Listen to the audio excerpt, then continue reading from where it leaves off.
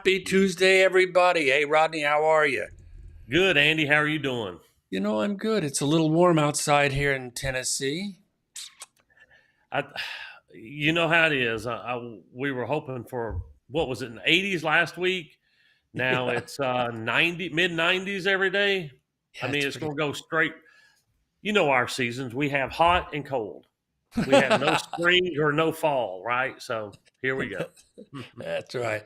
Well, the name of this show, this live stream that we're doing, for anybody that's the first time here, is called Fast Answers. My name is Andy Elliott. I'm a real estate agent here in Williamson County, Tennessee, and I'm with Rodney Wilds, my best friend with First Trust Lending. He's also in Williamson County, Tennessee, but we're covering topics that I think probably touch on people across the country. It's not limited to just Williamson County. So if you have questions about what we're talking about in this show or any of the shows moving forward, feel free to give us a call, give us a shout out. All our contact information is in the description box below and will be in the comments section before that. But the idea of this show is to be able to answer the questions of the particular topic. And today's topic is avoiding 15 common home loan mistakes. And this is the idea is that when you're buying a house or you're getting a loan, these are some things to avoid. But before we jump right into there, I wanted to ask Rodney, because it's particularly timely, what is going on? What is going on with I hate to say it, with the rates? Oh man, can you share my screen here and I'll pull I it up can't. when Here it talk? comes. Yeah, here we go. All right. Let's see here. There it is. All right, as y'all can see here, let's look at this date. Somewhere around June. What day is that? It's on the bottom of my screen. You can see for the last since July. Was that July 17th there, Andy? Somewhere around there. Yes, yes, Since yes. Hmm. July 14th here, we have been taking a nosedive. Red is bad. Red is bad. So it there is no indicators, right? This thing is moving on its own. There is no economic indicators that is pushing this. Right now, I mean, the only thing everybody is saying is people falsely thought that the rates were going to get better by the end of the year, but the Fed still wants this.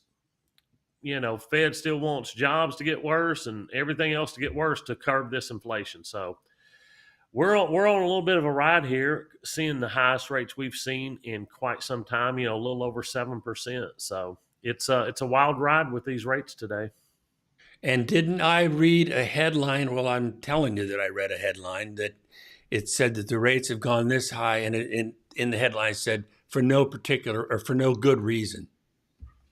Yeah, that's what I was saying. There's no technical data that's pushing these rates like this. It's not like um, it's just it's got momentum on its own is the best way I can describe it. Is this rate trend right here?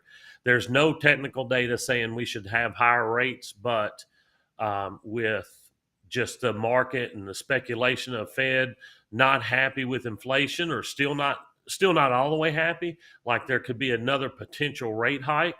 I think they're adding that in ahead of time.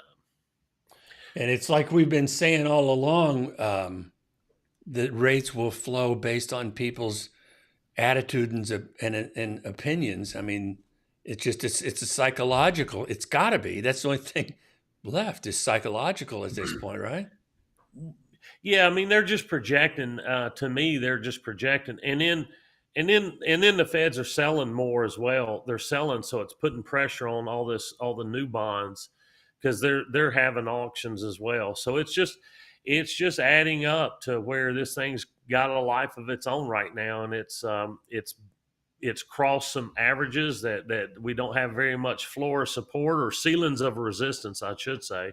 So Hmm. we're just sitting here in a high market till it gets till there's technical data that's going to bring it back down. Until something else happens. Yeah, I mean, who knows? I mean, who knows?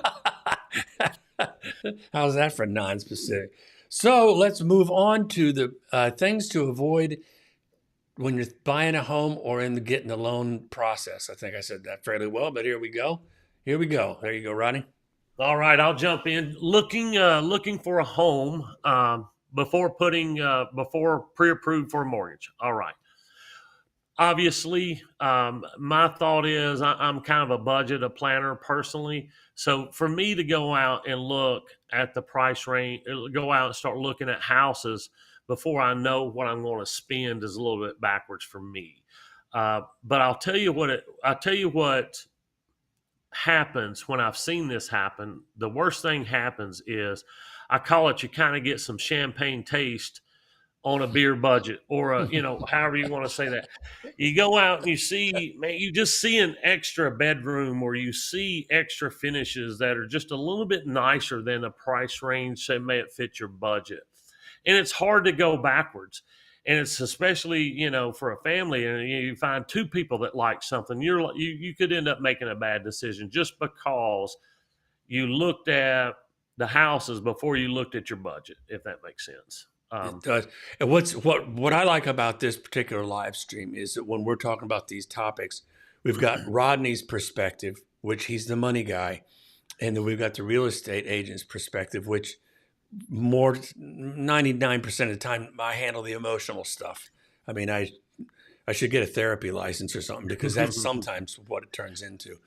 But what Rodney is exactly right. Generally speaking, early on, if somebody hasn't gotten pre-approved, they'll go out and start looking at houses that they just love to death, and it can be $700,000-$800,000. And these days, although they're not quite as much as they were a while ago, they're still nice, they'll fall in love with that. And then they get pre-approved for 5.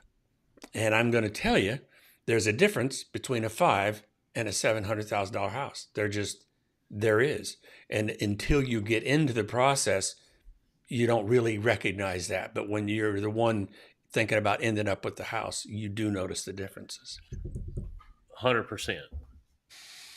All right. So, leads us to number 2 pretty nicely. Yes, not identifying your price range. Well, why is that important? Just kind of similar reasons we just talked about above.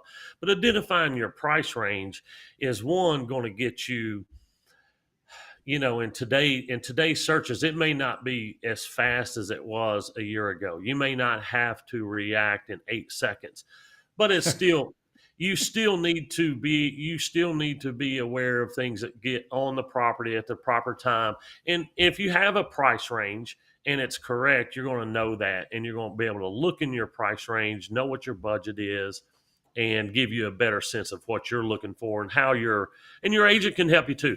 Because it's nobody worse than says, well, I want to spend anywhere from 600 to $1 million. Yeah, it's a big price range, and they can. There's plenty of people who's qualified for it, right? But you kind of need to narrow it down a little bit when you're searching. Yeah, and the thing about, for me, when we're talking about price range, the bottom line is when somebody's talking to their lender, there's going to be a comfort zone, and then there's going to be a stretch, and then there's going to be beyond that, which you shouldn't go to, in my opinion. But if you can identify your price range, plug that into the houses that are available, and if you can stay in the comfortable range, I don't know how else to describe that financially, and still get a house that you like, I think that's sort of the sweet spot. That's my take on that. Yes. That'd be good. Number 3, spending all or most of your savings on the down payment and closing cost. Wow, you're probably going to not believe what I'm going to tell you here. Keep your money. It's too hard to save. Your money is too hard to save. I am a big believer in keeping as much cash as you possibly can to makes you, hey Angie, make you comfortable, because you just can't get rid of it. There's other expenses that we're going to talk to about when you buy a house, so you do not want to be cash strapped once you move in. No ifs, ands, and buts about it. You need not to do that. That is a crucial mistake. It's too hard to save all that up. Now, there's obviously a case side. Well, if you borrow more, then your payment's higher. But let me ask you this: if I said, okay, Andy, if you're my buyer, and I say, Andy, I really think you need to keep at least $10,000 of your down payment in your savings. Well, right now, what would you think that would? How much would you change? That would change your payment if you had to guess. By not putting an extra $10,000 down? Correct. This feels like a loaded question. I'm going to say 18 bucks. You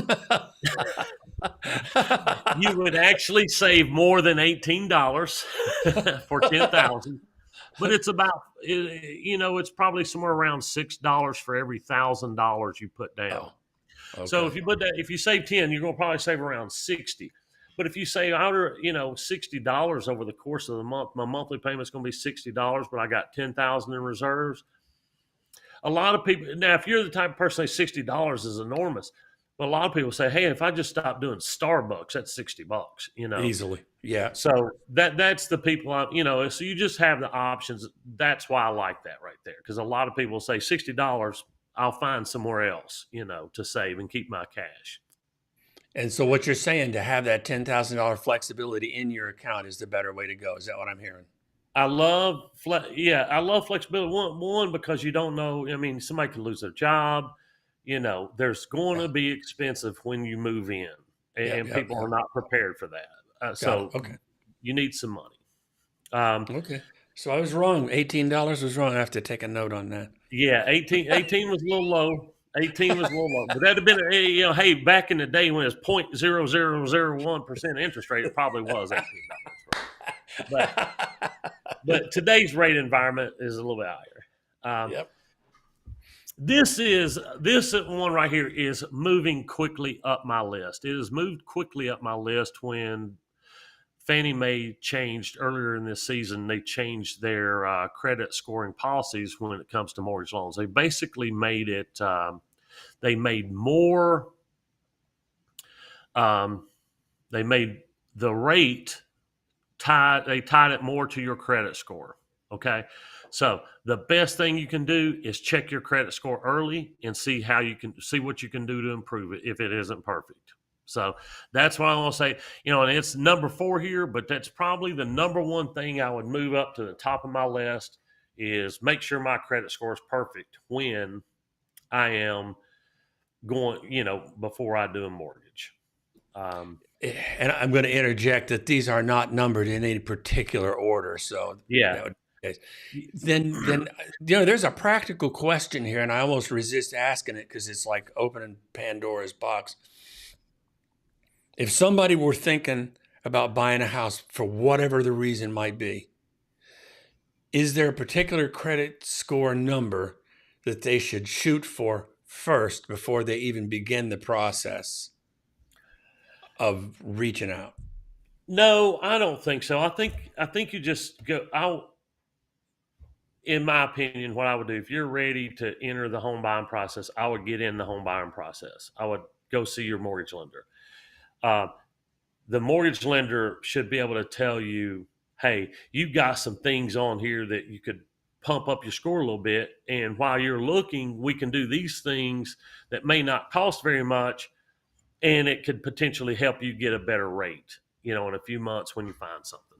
That is kind of some of our new conversations where it's more important now than it was in the past when you got the same rate for a 720 score. Now it might be 780. So we're trying to look at ways just to try to boost them up, really good credit up as well, as long as if it's not so perfect either. Okay. All right. But you are saying at least get a good picture of what it is before you get started. 1,000% yes. Like okay. I said, I moved it to number 1, but you're doing it at the same time you're calling your lender. Yeah. Got it. All right. Taking on new credit before the sale is final. That's pretty simple, right? While you're in the buying process, you don't need to buy anything outside of groceries. We send out a reminder to all of our clients, don't make any large purchases. Don't start going zero down on no payments till whatever on some furniture and all that stuff. All that is adding new debt. And just because there's no payment, they could come back and try to add a payment and mess your whole deal up. Don't do any of that until the deal is final. Even if you can afford it, it's really not about an affordability issue. It's more about a paperwork issue and making it smooth for you, for the customer. But once you start going and getting new stuff, we're going to have to figure out what all it is and add it to the credit report. It's a little bit of a hassle for you. So don't take on any new credit. Got it. All right. Number 6, not purchasing adequate homeowners insurance. I'll be honest, I rarely run into this. And why is that we usually work with good insurance folks around here that give proper coverage for you. And your second thing is, for me, what helps is I'm required to have a certain percentage, the lender, to make sure you're covered. So those minimum standards are pretty good right now. But what we like to do is just make sure, that they're not putting them in crazy high deductibles and things like that if they don't have a reputable insurance company. So, that's a good point. Now, I did, on a personal note, I did learn something from a friend about insurance here in the last few months, and that was, and this may not, I don't think it covers the domestic part of the house, but it was like in my studio here, I've got a lot invested in this studio, and I didn't have the right home insurance to have that covered. So I know this is kind of swerving outside of the lane of what we're talking about, but be sure that you do have coverage for if you have an extraordinary situation where something's expensive and you need to have it covered. Make sure you talk to your insurance people about that, because I was exposed, and so. Yeah, see, I'm a regular person. Most everybody on here is regular, and you're a YouTube star. So we did I say something? I have to go replay that. Ooh, eat my word. No, I'm just kidding. No, I'm messing with you. That's a great point. If you have I don't know, a home painting or a record, or if you do music at your home. I mean, there's a lot of instances like that. Yeah, or a golf club. Golf. Yeah, I don't know. I wish they would still. It'd be cheaper on me. So next. All right, not purchasing adequate, skipping the home inspection. All right, this won't take long. I don't understand why you would ever want to skip a home inspection. If I was buying new construction and my warranty was up in 1 year, I might delay my home inspection for a year, but I wouldn't skip it ever. But if I'm buying a regular, normal house, it's it's been lived in for, not new construction, I am getting a home inspection 100 out of 100 times. That's my advice. You're going to see all kinds of stuff on there. Their job is to pinpoint every little single thing on there. I'm not saying you need to worry about all that stuff. I'm just saying you need to know about it, and you need to decide what's good for you, because there's going to be a million things on there, and all of them don't need to be fixed. Houses ain't perfect, right? But if there's something in there that's a major, a safety issue, something like that, that would be something you definitely want fixed, right? So, but at least you're going to be informed, and it's up to you and your agent to figure out what needs to be fixed.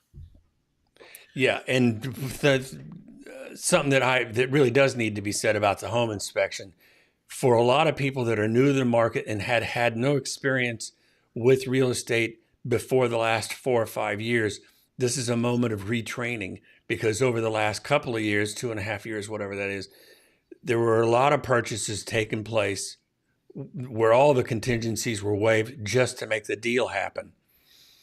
And that's just the way that it was. If you wanted to win an offer, that you had to waive just about everything. That is not the case now. That is not the case before this last couple of years. The only time it comes into play is if you're trying to get a house, you don't care what it takes to get it. It's the house of your dreams, at least you think it is. We'll see how that works out down the road. But if you're willing to give whatever it takes to get that particular house, that's the only time that kind of thing comes into play ever. And I mean, everything else that's too risky. It's too risky. And I mean, a $500 home inspection can save you a lot. Right. A Yeah. I lot. mean, in the way I look at it, Andy, it's getting the home inspection. The people don't oppose you getting a home inspection. The opposition in the contract, and you can correct me if I'm wrong. The opposition in the contract is when you start asking for everything to be fixed that came from that home inspection. Say Like that again, Rodney. Say that again. I don't think a seller cares if I get a home inspection. They probably wish I wouldn't, but like the actual act of me getting a home inspection never messes anything up. Like I go get a home inspection, it's what I say and do about it that usually messes it up. It's like, well, I want every little paint nick to be fixed, or they see something that's safety and needs to be fixed. Yeah, That it's how you have, but I'm saying you get the home inspection so you know what you're buying. And that's then exactly right.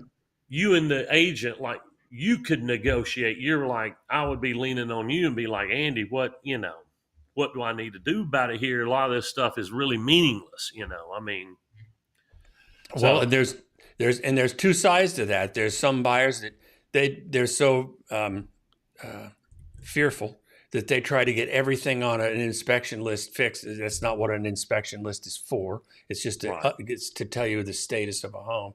And then you've got the seller side, and I don't mean any disrespect, but one of the red flags is if they're ouchy about a home inspection or you having one, that's 98% of the time they're trying to hide something.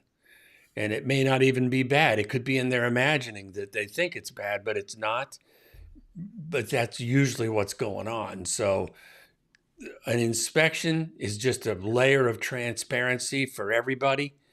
And when you go in, you know what you're getting. And if the deal doesn't work out, then the seller has to claim responsibility for whatever problems you found, So that can be a problem if it's a foundation problem. And Angie yeah, had a really good question. What's the recourse if you had a home inspection? Let me pop this up here. What's the recourse if you had a home inspection and problems pop up within months that they didn't see it? I'm assuming what you're asking is if something happens after the closing. I'm thinking that's probably the case. Nothing. There is no recourse that I know of. Rodney? right. No, once you close on a house, it's done. I mean, Yeah. once you close, it's your house. I mean, it's the possession of ownership. It's like as soon as you close, it's done. So if something happens or something breaks, honestly, that night, which I've only seen one time, something happened actually before they went to closing, and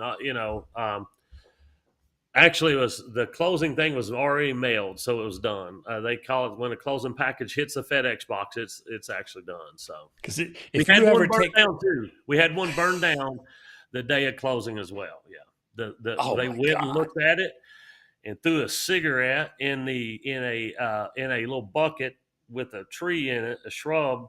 Right, when they walk in the door of this condo project. Yep, Oh, got them, no. got it, burn it down. But Jeez, that's terrible. Well, then when we just did this yesterday. And what's today? Tuesday, Sunday. We did a final walkthrough, and the buyer was saying, "Well, what's this final walkthrough for?" And I said, "It's to make sure that the place is still here. That it mhm, looks mhm. essentially the same as when you saw it and decided to buy it a month and a half ago." Yeah, That's, I mean, because it's somewhere. If you've ever read, and I've done this. And I know you have too, Rodney, but I've actually read every word of a real estate contract. mhm. And somewhere in there, I can't tell you specifically where but it says, you've looked over everything, you've said it's all good, and by signing this, we're out of here. I mean, Yeah, right.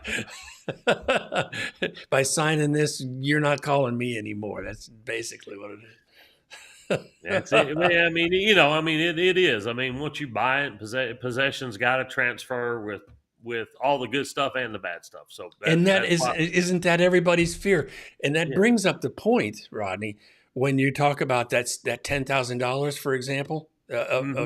kind of having that in reserves, because stuff does happen. Yeah, I mean, it's uh, life. It's going to happen. it's It, it's gonna, yeah. it can be a water heater, it can be whatever. It's going to be all of them. It's just a matter of when it happens. If you own it long enough, I mean, that's just the It's way it not is. all at once, hopefully. Yeah, right. We are ready for the next. Everybody finds a way to make it. We all find a way to make it. It's just part of it. Yeah. All right, jumping on to overlooking the true cost of home ownership.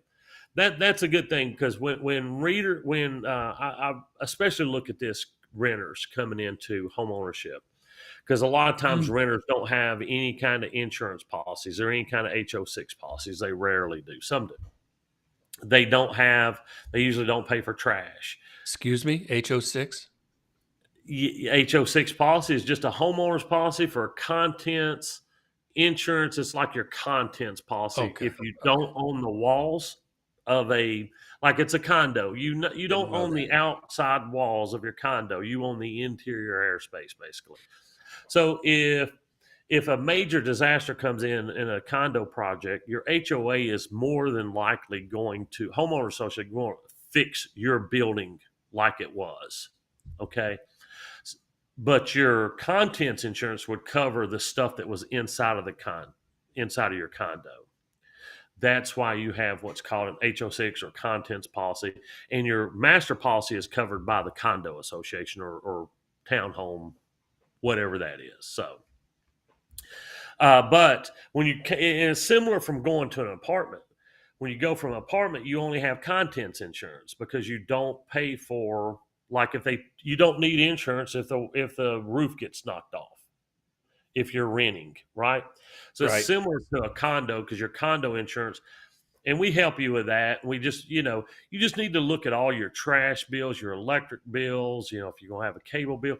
Those are the true cost of, and hopefully you're planning for some repairs. So, And there's two sides to this too, from a real estate perspective. A lot of times people will, this is a particularly poignant question for somebody that's looking for a deal in a house, meaning a slightly distressed home that they can mhm. get for a little less money. Because there's two types of house. There's move-in ready, and you start living your life. You bring in your suitcase and your groceries, and there you go. And standard maintenance applies. It can be from 1990 up, whatever the case. I mean, it doesn't have to be brand new, just well maintained. Then there's houses that have had what we call deferred maintenance. People didn't keep up with them, and Right. they're generally a little bit lesser price. And so you look at that and you think, I can buy what in this neighborhood normally sells for 500 for 440 because it needs a little bit of work. If you're doing that, you pay attention in particular to that home ownership cost, because there's a difference in some of those repairs for a house with deferred maintenance versus one that's been well maintained. Exactly. Yeah, and unless you're savvy with it, I like the move-in ready. These DIY shows make it look easy. I mean, it's an hour and they got a whole new house inside, and Yeah. that's just not reality. I mean, unless you're pretty savvy, I like the move-in readies. But that's what makes the world go round. Everybody Yeah. likes And different stuff. and what was the reason for this point is we're kind of making you responsible to take a look at that and calculate that in. So next. Paying points. Points are fees paid to a lender at closing in exchange for a lower interest rate on the mortgage, right? So if you want, it's really kind of referred to as a permanent buy down, not a temporary buy down, but a permanent rate buy down when you're spending money to lower your rate. What I like to do there is just simply look at how much it costs versus how much it's saving you. And if it makes sense for you, it's a good option. If it doesn't, it's not a good option. I see a lot of people right now paying points just because it seems like that's what the market's putting out there. Is a lot of people are putting points on their loan estimates and things like that. So the rate looks a little bit lower than it would be if it didn't have points, and I get that. Um, Me personally, what I'm thinking right now is the rates are pretty high. Whatever rate you're getting right now, whether you buy some points or not, it's probably going to be refinanced in who knows if it's 4 or 5 years, 3 years, whatever it is. It's probably going to go away. I don't see rates this high forever. So for me, paying points is really kind of to me, you better think long term about it, because I don't think whatever you're buying down is going to last very long, and you're not going to get the benefit from the buy down. So that's why I'm saying, that's why I'll make sure it's on this list today, just because it's pretty frequent, but it doesn't make sense right now in this market, in my opinion. So, Gotcha. Okay. Not having your finances in order, save for a down payment and closing costs. This might be a little bit repetitive. We kind of did that one before, I think. yeah, that's same. You just got same as getting pre-approved. Just make sure everything's in order. Go see a lender and make sure you're in order for what you want to spend, what kind of house that looks like, and that sort of thing. That's pretty self-explanatory. I do want to interject one thought on that, though. Yeah. Of the people that resist starting the process at all, if they talk to a lender, they feel like all their sins are going to be exposed, whatever that means financially. Maybe maybe somebody's not a financial wizard or something. I'm not. Or when they start talking to a real estate agent, they're going to start trying to sell them a house. Let me tell you something that stops most people, and I mean most, is that when you say not having your finances in order, sometimes people just don't want to start that conversation because they're afraid of what they'll find out, whether it's a credit score or what they have to do or how much house they can or cannot buy. There's just a lot of that fear and stuff. And I'm telling you, I know exactly how that feels. I went through that. I just did. I'm just telling you the truth. And for all of the people over the 18 years that I've worked with, if we got honest in a conversation, say, for most people, I would say, well, why did you do it now, or why did you wait till now? Because I was afraid to look. A lot of people are just afraid to start the process of something that they'll find out, bad news, credit report, whatever. So feel the fear, do it anyway. That's all I'm saying. Yeah. Feel the fear, do it anyway. Yeah, it's perfectly normal. I mean, everybody feels that. Everybody feels that way. Even if I know the guidelines and I'm doing a loan for myself and I know I'll be approved for it, it's like I still have the same anxiousness that somebody else would, maybe a little less so, because I can just hit a button and see it right there. But that's a great point. What's funny about it is you see people like us. I see this every day. I see people's finances every day, and it's after you do it for so long, or you're a professional, I guess, or whatever you want to say, it makes no difference what we see, and we don't, it's not judgy. It's just like, hey, here's the plate in front of us. Let's put this puzzle together and make it fit for you to get you in a house, because that's all that counts. That's all. We want to do the same thing. We want to help the person do the same thing they want to do. So. Yeah, and my whole point boils down to, if you have an inkling that you'd like to try something like this, even though it's scary, just reach out to Rodney and give him a call and ask him some questions. It can't hurt, it just can't hurt. So yeah, nothing a tetanus shot wouldn't fix, right? Okay, there's that. Not reading and understanding your loan estimate. All right, not reading or understanding your loan estimate. Your loan estimate is something you get right when you get a contract, and we show you the fees and everything like that. Now, the good thing about the loan estimate is it has to be accurate to a very good degree.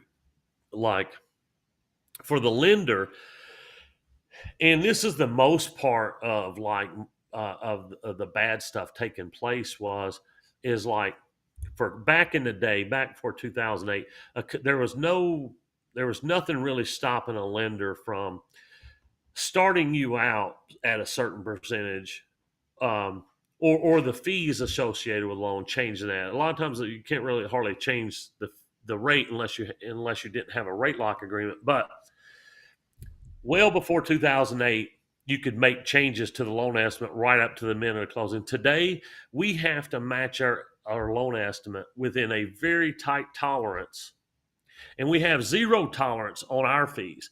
Like if I don't disclose a fee to a customer, that's my fee. I don't get to add it later. It's just gone because I did not disclose it on the loan estimate up front, and you can't add that fee later. So that's a very good part about the LE. I love the LE. I love that change from the Dodd-Frank. It's about the only one I like, is because they do get, the customer does get an accurate representation of what the loan's going to be like at the finish on the front end. So with very small tolerance of change. So I like that. That's a great. So so the customer just needs to read it and understand it, and but the lender should go over that with you and help you with that. Okay. So Then not locking in that interest rate, is that right? not locking in. That would be. We see it occasionally. Whenever you have a property here, you can lock in your interest rate. Like when you have a contract and you want to purchase or refinance, the customer decides when they lock. It's when they say, okay, well, I want to float and try to get a better rate. I want to float and get a better rate. I've had several savvy customers throughout the years that time that very well. But for the most part, average people need advice, and we try to provide that and get them locked in as soon as possible because you're only in a short one, in like 30 days. So the rate can go up a whole lot in 30 days, but it's not going to go down that fast. So you making sure your loan officers is advising you about your lock and getting that protected is you do not want to mess with that. Got it. All right. What is we on number, did we skip 13? Where'd 13 go? 13, I made it go away because it's a repeat. It was the home inspection question. There you go. 14, waiving contingencies. This is good and bad, right? But you just need to be informed. You can waive your home inspection contingency or your appraisal contingency or whatever contingency it is that you want to waive. If you have the assets, resources, you can possibly waive those. But my thing is, I don't know if you'd ever want to waive them versus maybe not tie your deal to it. Like say, Andy would say, okay, we're going to get a home inspection, but we're not going to ask you for more than $300 in repairs. So the seller's no longer worried about your home inspection because the only thing they've got to cover is $300. But if you found faulty wiring, whatever, you would have an option to say, I didn't want to purchase the house with that expense versus waiving that contingency and not having it all. So that's Andy, you want to jump in? Because I feel like that's more about your expertise than mine there. Yes. Again, this is going to be a retraining for anybody that is of the age where they just started looking, say 4 or 5 years ago, and had watched the real estate market over the last couple of years and the contingencies, how they were just being washed away in order to get your offer accepted. That is not the case anymore. Contingencies are back as they should be. Remember, all a contingency is I'll buy your house if the house checks out. That's really all it is. Essentially, there's one contingency we'll talk about in just a minute, and I'll make sure Rodney helps you stay on that. But the thing about contingencies is if you use them wisely, when you're buying a house, you can get an adjustment on the price. In other words, if you're going through a home inspection and the inspection is kind of tough, you can choose to let the seller capitulate on the price a little bit, leave it as is. But if you knock off $5,000, I'll still buy the house. So you can use those inspection contingencies, meaning if there's a problem, to save a little bit more money. Now, don't try to use it to be aggressive or anything. It needs to be proper. But that needs to be a quill in you need to have that as an option, an arrow in your quiver. It needs to be one of your tools in your tool belt. You can save money on that. In Tennessee, the only thing that I know of is one contingency that stands is the financial contingency. And I think that goes right up to to the closing day, doesn't it? Now that I'm not quite sure on that.